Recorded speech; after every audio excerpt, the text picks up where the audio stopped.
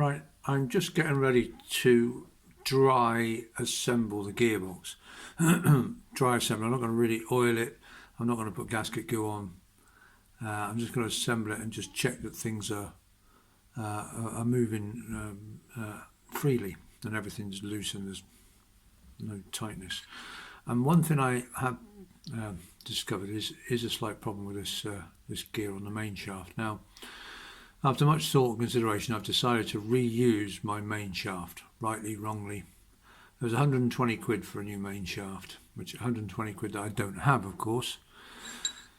And as the measurements turned out much the same, I decided I'm going to reuse this main shaft. I'll probably live to regret it, of course, but that's what I decided to do.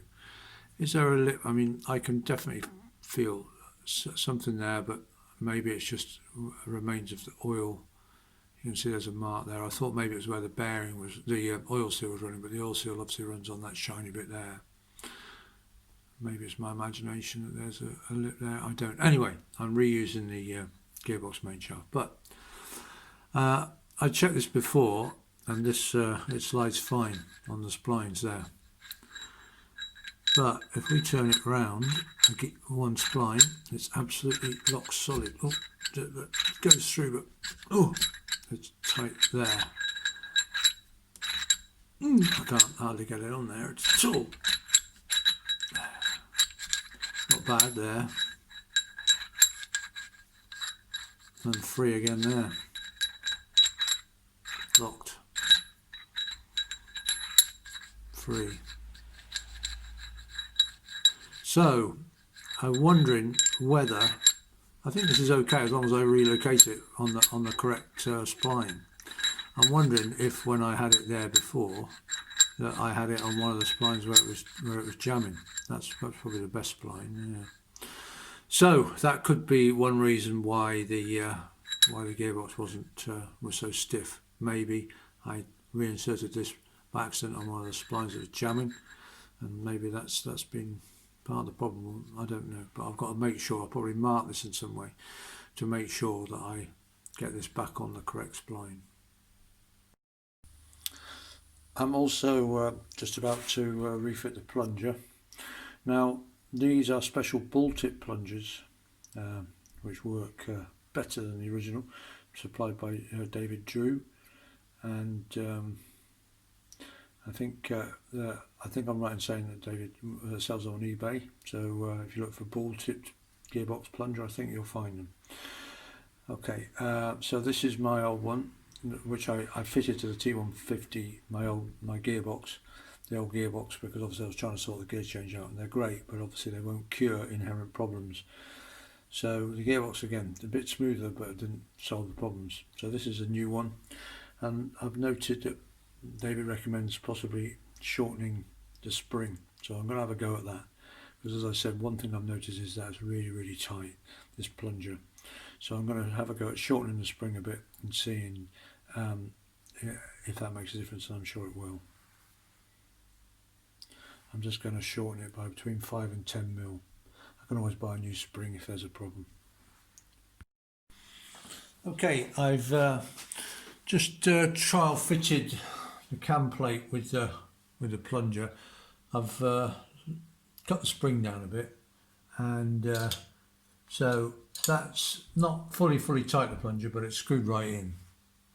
So I've got that's 5th, 4th, 3rd, 2nd, no problem.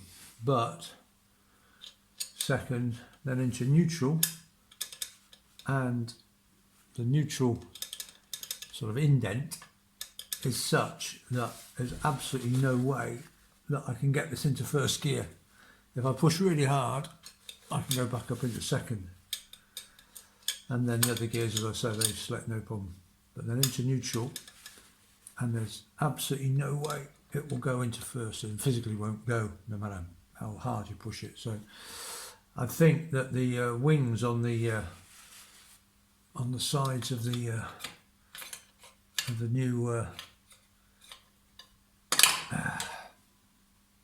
new cam plate, you can probably see, you know, these are quite open indents, and this is very specific. It just fits the ball, and there's no way. So I'm just going to gently grind the shoulders off this indent. Obviously I don't want to do too much because then it will never get into first at all, but at the moment never get into neutral at all rather, or it'll just keep jumping out of it as they tend to do, but at the moment it's physically impossible to go into first.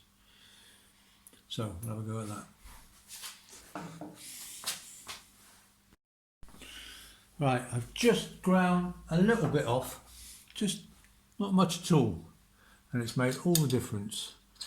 That's fourth, second, third, into second, neutral, first. Look at that. I physically could not move that round at all before, and I've just taken the merest bit off. It's amazing the difference that's made. So hopefully that will make a big difference to to how smooth the gearbox is. Good stuff. I'm feeling more confident now that the box is going to work better. Fingers crossed. Right, I've dry assembled the gearbox, and it seems to be working fine as is. So where are we now? We're in first gear now, and then so let's have a look. Yeah, then we're up into neutral. Everything's all. Then we go up into second. Yeah. Then up into third. Yeah. And up into fourth. Yeah, and then finally up into fifth. There we go. Everything seems to be okay. Okay, I've put the outer cover on and the securing screws up. I haven't done them up tight, but they're up fairly secure. So that's my M float now. I'm not going to measure it, but I'd say, yeah, that's about 15 thou. So that's okay. Probably between 10 and 15 thou anyway, so that's okay. And then I'm going to try and select some gears on the quadrant, the butterfly quadrant as it's called. It looks a bit like a butterfly's wings. Okay, so that's in first. So there, then we're up into neutral, yeah. Into second, yeah. Third. Although it's not easy. Into third. Try fourth. Into fourth, I think, and then into fifth. Yeah. So anyway, yeah, it seems to all be working fine, but you know, using a screwdriver on the quadrant is never easy, and that's, you know, considering that's a screwdriver, that's, you know, probably about the easiest gear change you've ever had. So what I'm going to do now is I'm going to take it all apart again. I'm going to lubricate everything, and then I'll reassemble it. I'll reassemble it on the video. We'll go through it step by step. Where it'll all go wrong, of course, because it's on the video, but never mind. And so we'll go through reassembling the box step by step. Okay. Okay, I'm going to attempt to video putting the gearbox back together. So what I've done is I've oiled all the bearings, I've oiled all the shafts and so on. I've laid everything out on the bench in order, all the various gears, etc. I'm going to go through putting things together. I've also got the workshop manual in front of me, which details how to put the gearbox back together and tells you step by step, and I'm going to be following that. Okay, so that's the lay shaft bearing. I haven't removed it so it can stay there with the lay shaft thrust washer. I mentioned before that the lay shaft thrust washer sits on the bearing, and the official the bearing has to sit proud of the casing, and it's 75 thou. That's exactly how far it's supposed to. But I don't have to adjust that because I haven't touched that. I've got the cam plate in. The cam plate is in neutral position, which is the second tooth round, because obviously first tooth is first and the second one is neutral. Then I've got the main shaft gearbox main shaft here, and I've got fifth gear is already in. That's the one we fitted previously, and this is the fourth gear for the main shaft, and I'm going to slide it on from the gearbox from the clutch end like that, and it's got the selector, and it's that selector because they all look slightly different. So this has got a big pin on it and no cutaway on the end. Big pin, no cutaway. And this is a selector that's always a problem. Okay, so we put it in. We put it in first. Oh, no, that's right. That's got to face downwards, and then in it goes, and then push it fully home. Yeah, I think that's fully home, and then that selector should sit in the cam plate. The trouble is it's a very loose fit, and what happens is it falls out, and there is no way once all the gears are in that you can get your finger in to pull it back up again, because it's got to be in the right position later on to put the shaft through it. But I've got a way of getting around that. In the manual they say use thick grease, but I never find that works, so I have my own little way of doing it. As long as it doesn't actually fall down in the gearbox, we're okay. Next goes in the layshaft, which has already got fourth and fifth gears on it, and we just have to make sure that selector doesn't fall out. That's all we have to do. Getting that in, yeah. And that actually, there you go, it stops the selector from falling out completely once that gear's in. It will keep coming out of the cam plate, but as long as it doesn't fall down completely, we're okay. Consult the manual. Fourth and fifth gears, yeah. Replace the layshaft third gear with its selector fork. Okay. So then this is the layshaft third gear, and this is the selector fork. Again, it's got a big pin on it, and this one's got a cutaway, and this one, unlike the other one, faces us. Okay, the plate doesn't go. Okay, so that's layshaft, yeah, layshaft. The gears are in order, so it's fifth, fourth, third, second, first down the shaft. And this pin goes into the next groove in the cam plate. Hopefully I can get it on. There, and that one, because it's falling downwards, that sits in place. It's this one at the back which falls away from the plate. It comes out of position. Right, okay. Replace the main shaft third gear. I'm just reading the manual. Yeah, after lubricating all main shaft, that's just a plain gear, that one. On it goes. Yeah.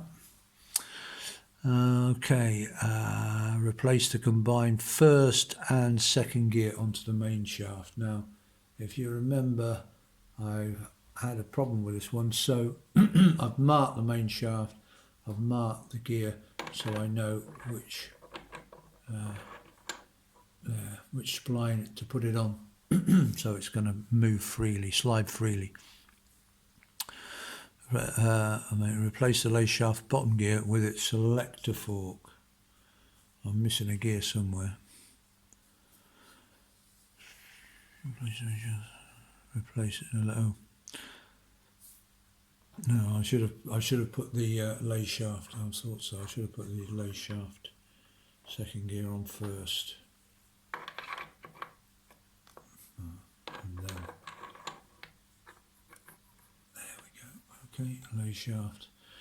And then we've just got that's combined second and first. We've just got one gear left, which is the first gear on the layshaft, and that again has got another selector. This is a short stubby selector with a small pin. And that goes on. And again, like the previous one, it leans down from the top, so when it's in its groove, it stays in the groove. And then we've got circlip and so on to put on the layshaft. But what I'm going to do is I'm going to try and put the selector shaft in. So that's the flat end that goes in first. Now the shaft won't go in because that selector at the back has dropped down out of the way. So I use my trusty magnet. I hope you can see this, and hopefully I put it on there, and then I can lift it into, hopefully lift it, there it goes. Just lift it into position. There we are. And so the actual selector shaft can go in. I'm just going to give that a bit of a tap.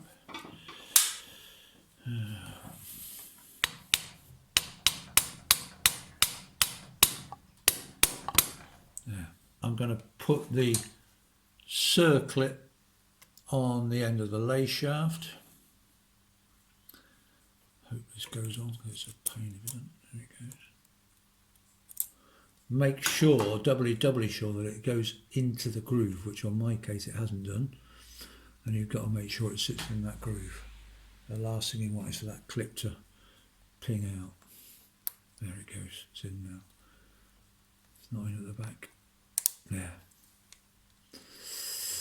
Okay, yeah, just check that that circlip is fully in, and because it wasn't seated at all on mine. Then I'm going to put the last bit of the gearbox on, which is the selector dog on the lay shaft. The only thing about the dog is, you see these ears, make sure that it doesn't sit on top of the ears, because then you'll never be able to get the outer cover on. Okay, you have to turn it. No, that's not right.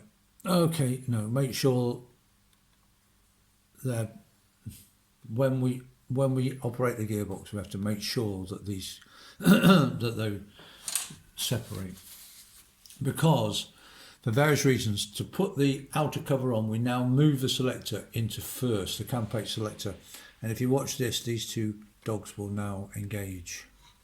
There, that's now in first gear, and the dogs are engaged. So just make sure that when you put it on, that this isn't sitting on top like that, that it is engaged. Okay, because when everything's in place, we select first gear when we put the outer cover on. But that's the inner cover done. I'm going to knot that in, make sure it's absolutely totally solid in, but that is all the gears now in place, and the gearbox is sorted. The next job will be then to fit the inner cover and index the gears, and that's why we always select first gear, because you have to index the gears with the gearbox in first. Put the gears in with the gearbox in neutral, but then when they're in, select first to fit the inner cover. Alright, that'll do for today. Gearbox assembled.